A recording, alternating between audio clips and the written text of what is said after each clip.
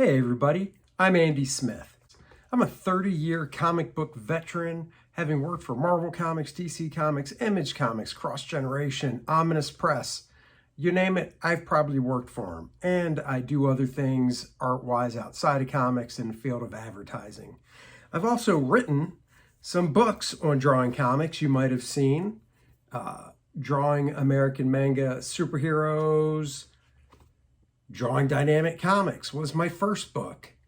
And I also did the handy little How to Draw Superhero sketchbook where all you need is a pencil because you do all the work right inside the book. Enough about that. This is the Book Look series. The Book Look series is where I grab a book off my library. You can see the tons of books I have behind me. And I go through it page by page with you so you can see if it's a book that you might want to buy. I like to know what I want to buy before I buy it, and I feel this is a way to give you some insight into these books. So join me for today's book look. Thanks. Hello everybody, it's Andy Smith with another book look. I am a 32-year veteran of the comic book industry. Let's dive in. Dan Spiegel, A Life in Comic Art, written by John Coates with Dan Spiegel. So this book came out well, let's find out. Instead of me just guessing, let's find out when it came out. It came out in 2013. The reason I was saying it like that is because it was, Dan helped write it. Dan passed away in 2017. He was born in 1920, and he actually grew up some in Honolulu, Hawaii, Northern California, and such. Dan's art is really what you would say a very classic style. He did a lot of work for Dell and Gold Key. He did adaptations and stuff. You can see figure sketches here. I mean, he really had a good foundation in drawing and stuff. And he was from a time where it just didn't, it wasn't about style and stuff. I mean, you could say comic books always were because they are visual, but back in the 50s and such, when he started in 1949, so back in that time in the 50s and such, it was definitely more just about storytelling and such. I love this. Don't Give Up the Ship, Jerry Lewis.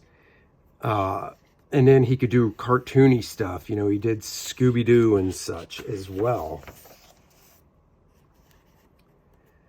Korak, Mark Evanier, who wrote this forward, they worked together on Black Hawk. And, if you look at Dan's style, it had a little bit kind of like Alex Toth to it, when he inked himself.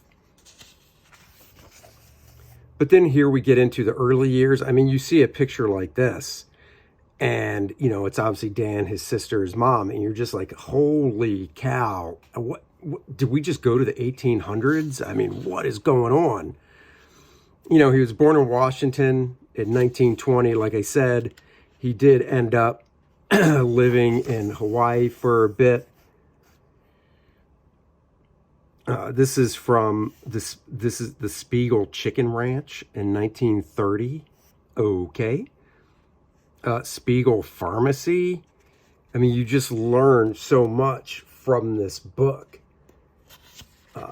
So like I said, he began his professional cartooning career in 1949, drawing the comic strip Hopalong Cassidy for the Mirror Enterprise Syndicate.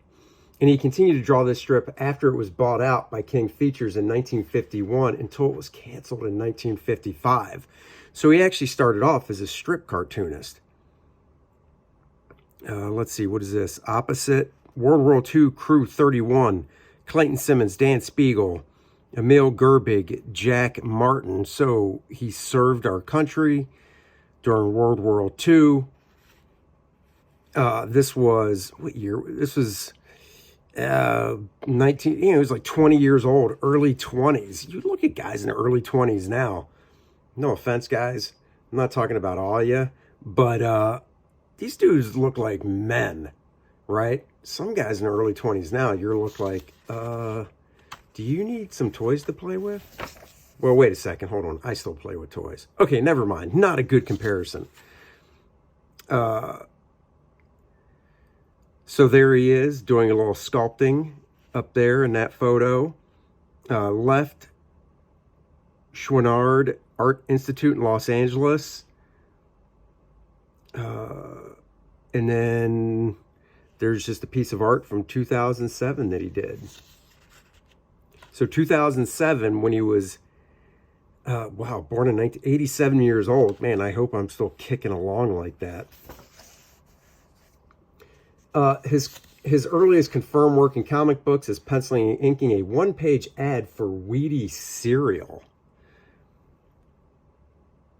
So that's kind of cool. That's probably not shown in this book.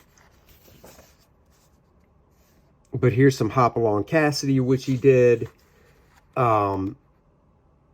Let's see. His first story in, let's see, we're talking Preacher Row. For Wheaties cereal, it was Preacher Row, Sparks, and Pitching Duel in Walt Disney Comics and Stories 144. I'm actually reading some stuff from a Wikipedia page so I can tell you a little bit more because I haven't read this book in a long time. He did a 16-page Annie Oakley Western story. When I think of Dan, I usually do think of Westerns and things like that. Once again, I do love this art style. Nice, bold inking. The nice thing about this book is it came out in 2013. It was probably being worked on in 2011, 2012. So Dan was able to do an interview so you could really hear right from him. Unlike some of the other books I have where the artist is unfortunately not with us anymore. Western Publishing, talking about his work with Dell, Goldkey, and Whitman. I want to say he did a lot of his work there. I mean, you can see all these books he did. Lost in Space, Scooby-Doo, Mighty Samson, right there. Hardy Boys.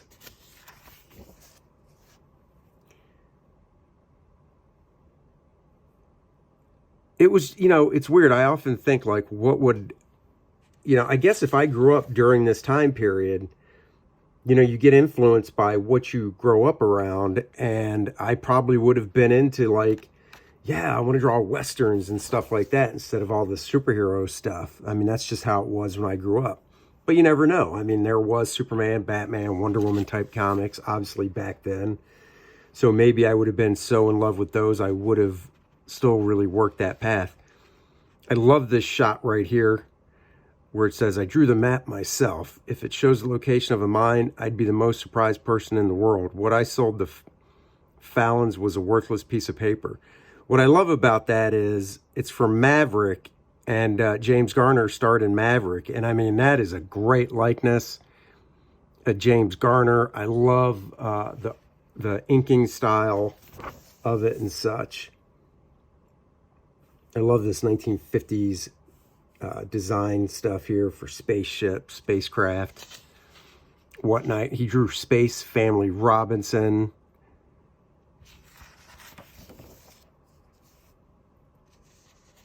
Let me see. I'm trying to pick cool stuff here. So he also worked on Goldkey's Saturday morning TV animation title, Hanna-Barbera Scooby-Doo, Where Are You?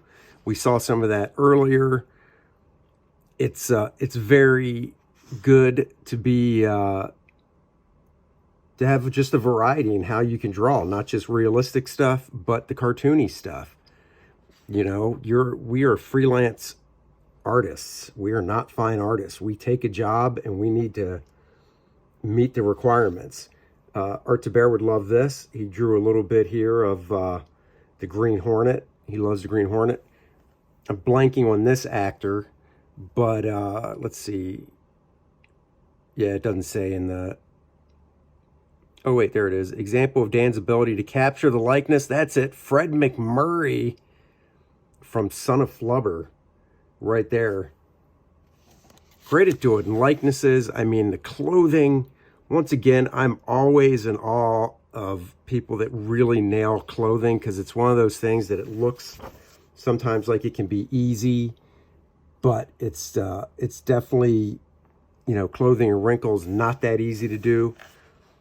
Here we have one of my favorite, Magnus Robot Fighter, number 23, 1968. That is really cool. I might have to try and hunt this comic down because that is just freaking cool. Simple design on Magnus, and I've known who Magnus was, but I always associated Magnus with another artist. Of course, Space Ghost. I mean, this is where you can see, and now, you know, he's sticking with the style, but you still get, you know, some of Dan and some of Alex Toth in there. Space Ghost, the Sorceress, is Saiba 3, big little book pages, 1968. These books are not cheap to find. I love the more candid photos here. He did some Hardy Boys. The thing I like about this book is you really get to see the, you get to hear from the horse's mouth in the interview, and you get to see a lot of great artwork. Horror stuff here. Trag and the Sky Gods. Once again, some Scooby-Doo up there. And we will be getting to it. There's a nice color section in this book as well. So in the 90s, Dan actually provided art for Indiana Jones, Thunder in the Orient, and Indiana Jones and the Spear of Destiny. This was 93, 94, and 95. So, I mean, he was 70, he was in his early 70s when he was doing that stuff. I'm going to assume we'll see some of it in here. Johnny Quest. Crossfire is what I know him for the most. I'd give you a breakdown of what Crossfire is, but I'll be honest, I don't really know. It looks like a superhero thing, but it also looks kind of like John Sable in a way. This is from Black Hawk right here. One of my favorite characters, Tarzan. He did, I think it was 2 issues. He did 2 issues of Tarzan. I don't know if it was a movie adaptation or if it was just an adaptation or whatever, but Dan drew that. If you look at this and the wrinkles here, this is what I'm talking about. I love how you get, I want to say brush, but it very well could be a really flexible pen. These nice bold lines, but then you get these nice thin wispy lines as well. It just gives a nice contrast to the inking. Klaus Janson does this really well, and who knows, maybe Klaus had a little bit of inspiration from him. Not sure. Here is Crossfire, though, right there. Let's see. Opposite above, Eclipse DN Agents number 9. And it was Dan's first work on Crossfire. You know, once again, does it meet? Well, the funny thing is, are we going back in time? And what I mean by that is, if you look at like the stuff I grew up on, John Buscema, Joe Kubert, Neil Adams, very dynamic stuff. And you see this, and this definitely is more tame. The drawing is very solid, but I'm looking at this stuff and I'm like, this is like almost like some of the stuff that comes out today in terms of the amount of dynamics in it. And I don't think that's a great thing. You know, Dan was a great storyteller, but, you know, I wouldn't say he was cut out for superhero type stuff. Oh, this is, let's see, middle top. Oh, that's Johnny Quest. What is this? Dr. Zero, number 7. So here you can see the layout is cooler looking. I wonder who inked this. I don't think that's Dan. He did a graphic novel here. It's again just really nice drawing, really nice inking. Oh yeah, gotta love it. Let's see. Disney Pocahontas number 1. So even adapting to the cartoon style that was done in the Pocahontas movie. Modesty Blaze stuff, opposite and above. So you can see here, he can get into the dynamics when he wants to. I don't know if he inked this stuff, though. I want to say it was inked by Dick Giordano, but I could be wrong. It might say somewhere in here, but like I said, I'm not going through and reading all this stuff. Because I want you, if you like this book, to go out and get it. And if it's still available, I'll post it in the link below, or the link in the description below. Of course, right here, what got me into comics, Spider-Man and His Amazing Friends. I don't think he actually drew the one issue of it that came out, because I still have that first issue, which, by the way, has gone up in value. Worked on Star Trek, of course, so my pal, partner in crime, Dennis, has it, because he has every Star Trek book there is. Oh, this is from Marvel Action Universe, so I actually don't have that. I was going to say, he didn't draw the actual comic, one-issue comic they did. Terry and the Pirates. I mean, you talk about a long career. The guy was working, I'm trying to see if it says on this Wikipedia. I mean, it says, let's see. It says in 2008, he teamed up with Mark Evanier again for a new Crossfire story, drawing the characters portion of the cover and an 8-page story. So 2008, 88 years old, guy was still working. Hopefully by choice and not by I have to. In other words, you know,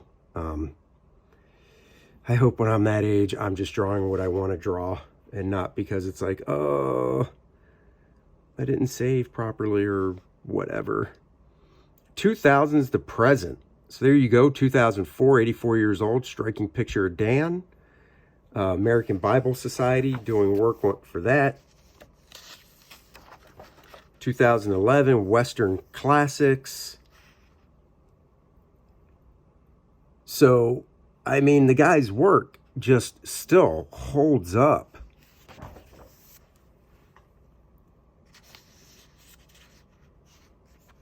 Indiana Jones.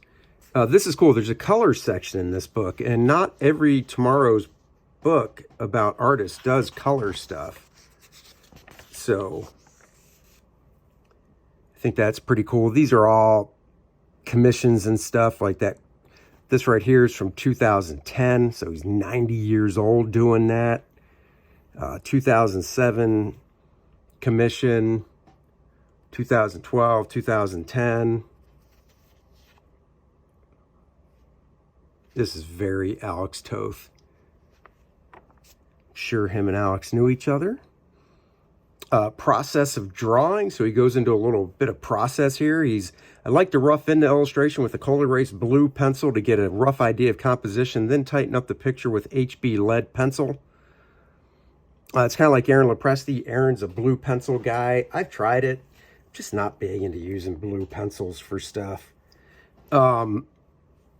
And then, you know, he uses a micron 0.02 through 0.08 for some of the inking. I draw the faces, figures, and backgrounds, and then he brushes in the heavy blacks, obviously with the brush and such.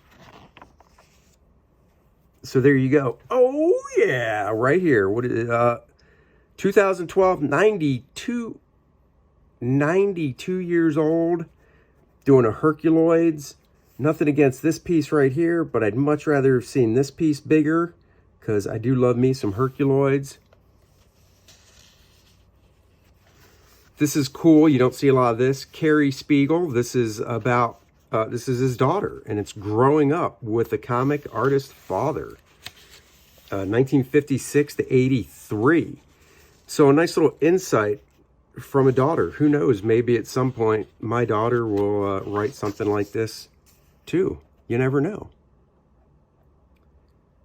Apparently he had a bunch of kids, because here we have Gail Spiegel, Kip Spiegel, Dan Spiegel III. So his kids go in. I'm just seeing here. What else we got I can look at here?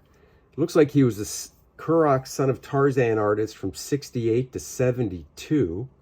Black Hawk artist from 82 to 84. So that's cool. Partners for Life. Sweet Marie. So his wife. Let's see, I'm just trying to skim, see if this, I'm assuming she was still alive at this printing. The car was leaning against me, that's that.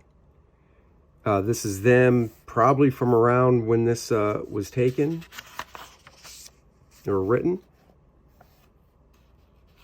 This drawing nice anniversary cards. That's cool. It's kind of like, I don't draw anniversary cards, but I draw the Christmas card for our family every year.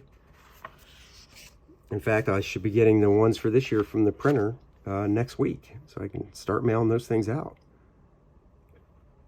Okay, so this is cool too. This interview originally appeared in 1972. So when he was he was 52. So a couple years younger than me. Woof.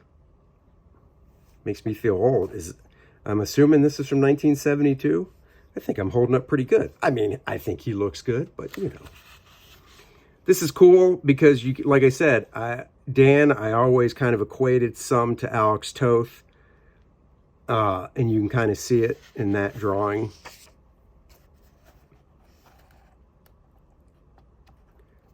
Maverick back doing the photo covers and stuff. I mean, a page of a dog.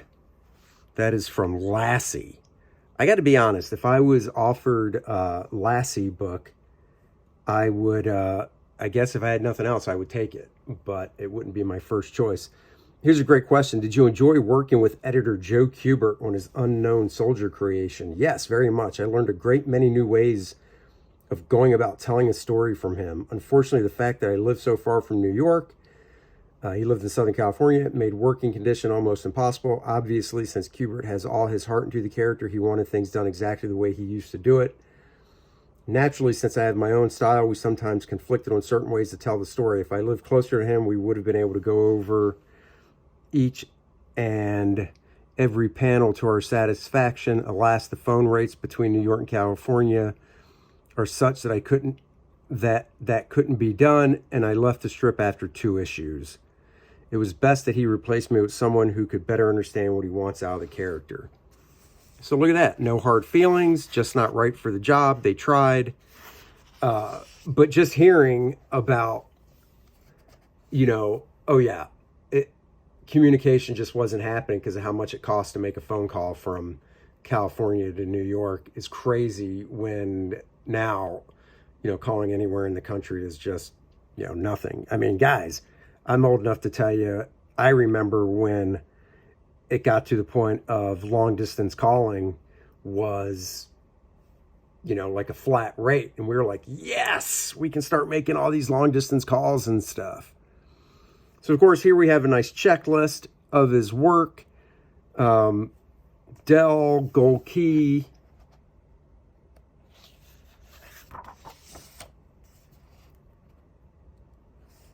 Some work with the Untouchables, I'm assuming from a comic.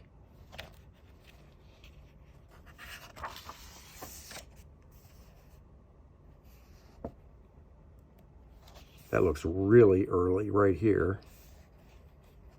A little bit of Alex Raymond in that face. Crudely done. Really nice here. You know, it almost looks like it's craft tint, but it's actually cross-hatching and such. Just a great collection. There's Crossfire. That's John Wayne. I'm blanking on that guy. You got Dracula, Frankenstein. It says Eclipse Crossfire number 22 Hollywood Wax Museum cover.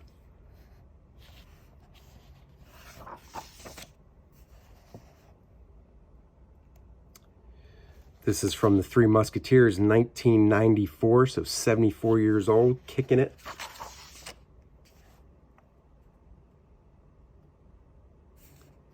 This is really cool. I like the way he did the texture on that that creature. It's from Mighty Samson number 33, 1982. I gotta be honest, I didn't know they were still doing that stuff in 1982. It says Whitman. Huh.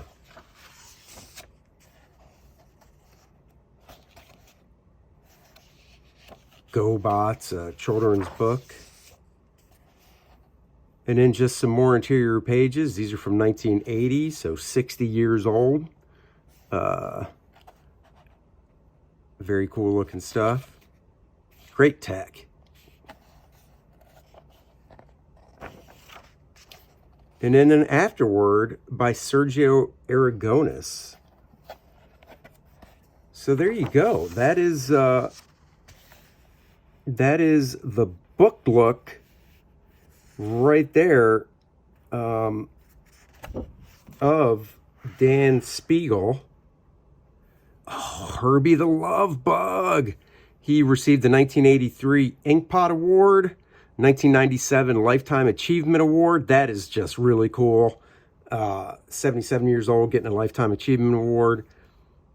Gil Kane, I would like to point up the disparity between the choices of the fans of the pro artists. Fans tend to focus on the single artist who is regarded as a good working professional, but hardly with the high regard that fans have.